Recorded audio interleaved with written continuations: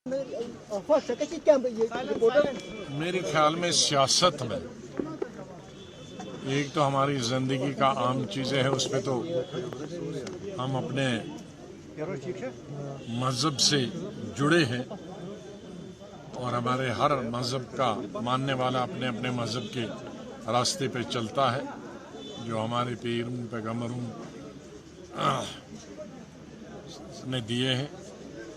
लेकिन एक सियासी रास्ता, तो सियासी रास्ता एक नया रास्ता, जो सियासी रास्ता तो पहले था ताकत का, लेकिन एक नया सियासी रास्ता जो महात्मा गांधी ने दिया वो है कि शांति से भी आप सत्ता में आ सकते हो।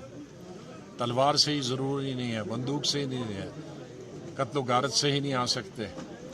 तो एक नया रास्ता है शांति से अपनी बात बनवाना। अगर हड़ताल भी करनी है तो अब शांति से करो, उसमें किसी का कत्ल मत करो, बैठ जाओ, धरने पे बैठो, भूख हड़ताल रखो। उससे भी जो जालिम है वो पिघल सकता है।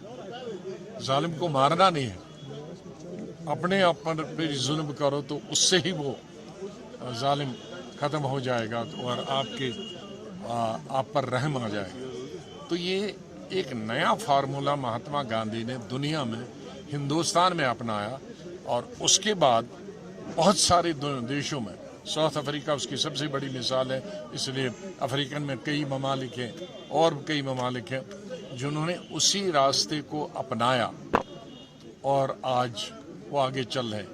और जो ताकत के बलबूते पे आए हैं वो भी आज गांधी जी के उसी फिलॉसफी को मानते हैं और कहते हैं काश गांधी जी 300, 400, 500, 1000 साल पहले आए होते राजनीति में, तो शायद राजनीति में पावर हासिल करने में, बादशाह बनने में, राजा बनने में, महाराजे बनने में शायद इतना कत्लोगारत नहीं होता था जितना उस जमाने में हो। आजाद साहब, आप मेंबर है वन इलेक्शन वन नेशन, इस पे सर कुछ बोलिए। अभी तो प्रिलिमिनरी मीटिंग हुई, अभी सब राजनीतिक तय हुआ है। पहली मीटिंग में प्रिलिमिनरी इंट्रोडक्शनरी मीटिंग थी और मुझे नहीं लगता है उसमें कोई जल्दी है। कई लोग कह रहे हैं कि अभी लागू होने वाला है, मुझे नहीं लगता है कि ऐसा कोई जल्दी वाली बात है, क्योंकि अभी national parties, recognise parties, regional parties, बहुत सारी पार्टियों को बुलाना है और ये भी गलत सोचना है कि भाई हम अपने आप में ही फैसला लेंगे।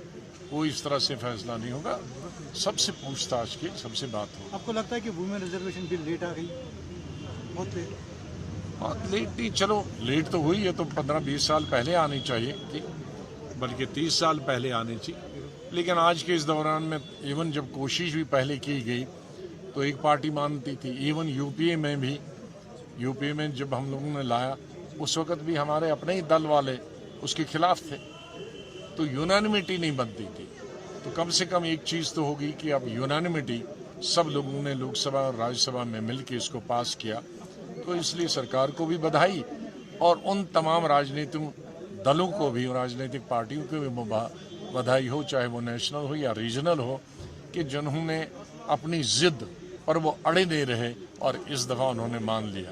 आजाद साहब, यहाँ पे रूमर चल रही है कि ना यूएलबी इलेक्शन होंगे, ना असेंबली इलेक्शन होंगे और ना पंचायत इलेक्शन। ऐसे कभी हो सकता है, देर से हो सकते हैं, लेकिन ये सोचना कि कभी इलेक्शन ही नहीं होंगे, ये तो सफ़ेद काली बर्फ गिरने वाली बात है। जमहूरियत में इलेक्शन नहीं होगा तो जमहूरियत ही नहीं होगी। इसलिए जमहूरियत का जो बुनियादी चीज़ है वह है इलेक्शन, और इलेक्शन ड्यू नहीं है, ओवर ड्यू से भी ओवर ड्यू है।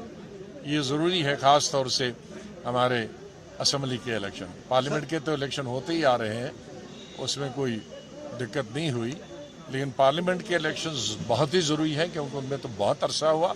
और इसी तरह से जो 3 टियर है, अब उसमें हमारे जो म्यूनसिपलिटीज़ हैं, कॉरपोरेशंस हैं और टाउन एरिया है उसके, और पंचायतों, इससे एक रेवोल्यूशन आया है इन पंचायत के इलेक्शनों से और कॉरपोरेशन और म्यूनसिपलिटी के इलेक्शनों से, टाउन एरिया के इलेक्शनों में, कि जो जमहूरियत है नीचे गांव तक, जड़ तक, छोटे छोटे कस्बों तक पहुंची है और बहुत सारे लोगों को मौका मिला है काम करने का, अपने मुल्क की खिदमत कर रहे हैं। आज़ाद साहब, कल फारूक साहब ने अपोजिशन पार्टी मीटिंग बुलाई लेकिन DAP को इन्वाइट नहीं किया गया।